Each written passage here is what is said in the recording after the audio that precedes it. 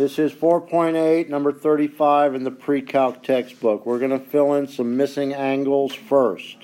If that's 40, then I believe this has to be 140 to make it a straight line of 180. Right? This is 90, this is 20, that's 110. Well, first let's do this. 20 and 40 is 160. 160 subtracted from 180 is 20. Do you agree with that? Yes. So if there are two 20 degrees angles, does that make this length 400 also? Doesn't it make it an isosceles triangle? Okay, so that's 400. What else do we know? We have enough to solve the problem right here. Do you want me just to solve it from here? We could use this 40 degrees, the opposite, and the hypotenuse. If I was only looking at this triangle in yellow, that's the opposite, and this would be the hypotenuse. So I could write the sine of 40 degrees is equal to the opposite over the hypotenuse. Solving it for x, I would get 400 times the sine of 40 degrees, which this is 35. The book says it's about 257. Let's verify that with the calculator. It comes to 257.115, but it says to round to the nearest whole number, so that would be, the 1 doesn't round it up. The answer would be 257. Okay, on to 31. Let's see what we can do here. 90, I have a 90 here, a 25 here. That makes 90 and 25 is 115, I believe, right? Yep. And if you subtract that from 180, I think that leaves 65 for this angle. Does that sound correct? Yep. And let's see. How about this angle up here? You have 90 and 28, I think, is 118, right? And you subtract that from 180, what would that be? Be 62. So this would be 62 degrees up top. I'm just trying to fill in some missing information. Let's do the big triangle. Let's look at this as far as the big triangle, which I'll color in yellow, versus the smaller triangle, which I'll leave in white.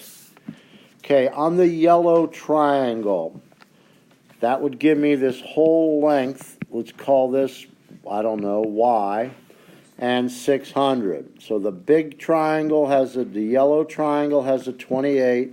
Would the y be the opposite? Yeah. And would the 600 be the adjacent? Yeah. So what's adjacent and opposite? Isn't that opposite and adjacent? Yeah. Tangent. So that would be tangent of, I'm doing the big triangle, so that'd be 28 equals opposite y over the adjacent, which is 600. If you solve this for y, you'd get 600 times the tangent of 28 degrees.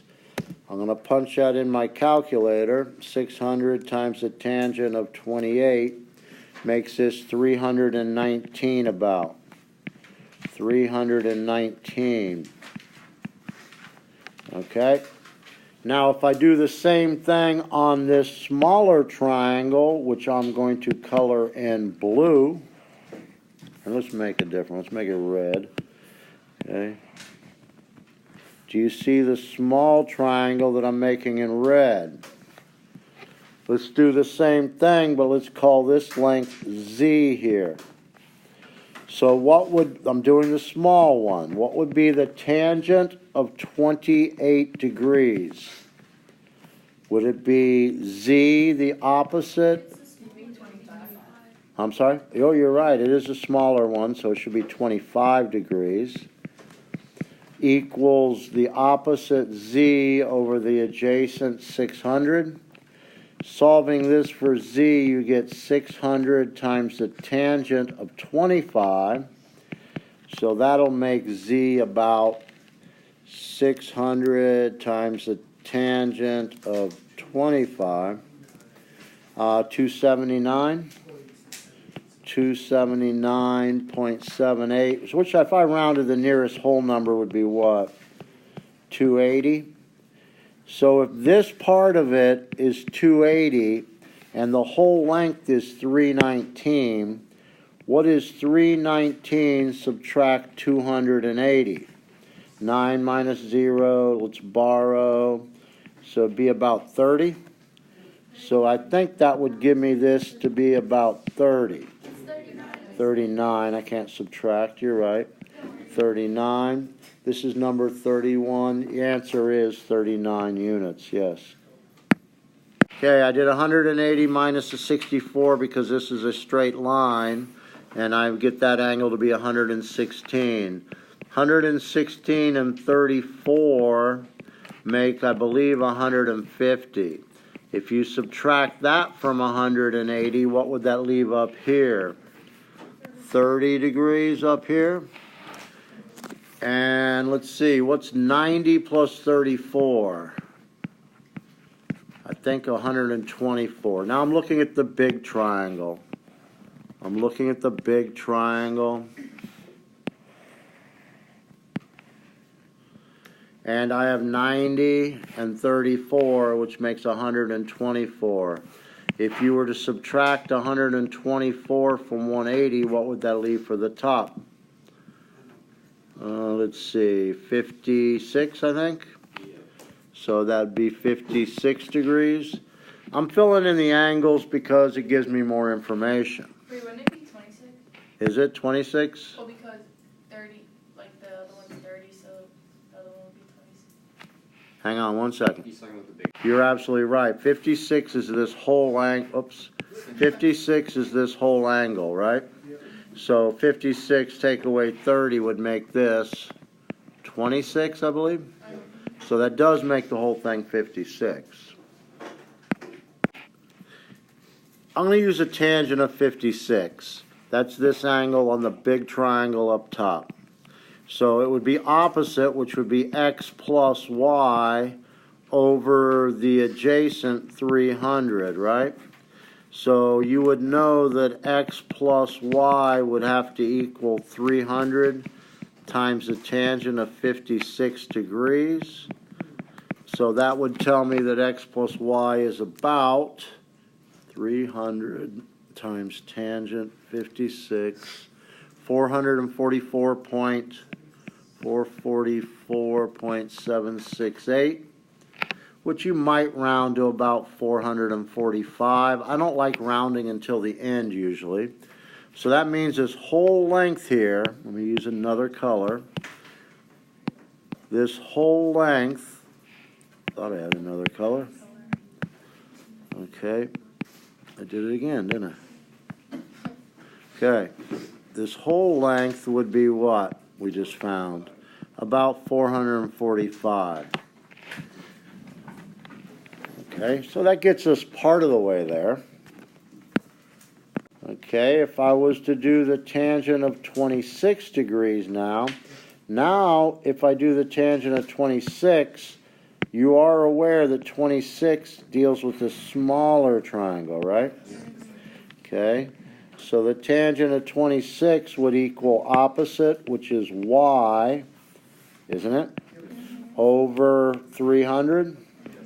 So if you solve for y, you'd get 300 times the tangent of 26 degrees.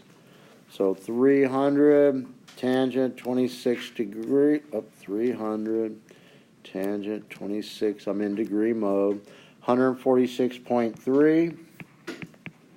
So let's just call it about 146. So that means this is 146. If you were to take 445 and subtract the 146, I'm hoping we get the answer that they say, or at least within 1 unit because of my rounding. They say it's about 298 units. Yeah, it says 299. This is 299. That's because we rounded here and I rounded here. But it's within the tolerance. They say to round, so I'm going to accept that as an answer. So the answer on this was X is 298, correct? Or 299, the way we did it. Sorry, you have a 250, this is the 48, you have a 250-foot tall building casting a 40-foot shadow. They want us to find the angle of elevation here. So I did tangent of theta equaled opposite over adjacent. And to get rid of a tangent, you would take the arc tangent, which you do to one side, you do to both sides. And if you're in degrees mode, it'll give you the angle in degrees. So what I'm going to do is I'm going to do arc tangent, 25 divided by 4, and I get 80.90. 80.90. To the nearest tenth, I would call it 80.9 degrees. I know it's degrees because I'm in degree mode. I want to name the bearing from point O to point A. Do you agree 75 and this would have to be 15 degrees in here to make 90? So if I started in a north direction, would that be up here? And then I went 15 degrees east. Would that be that's the answer the book has. Can anybody give me another one? East, and then what? 75 degrees in which direction? North. That's acceptable. I think those would probably be the two best, right?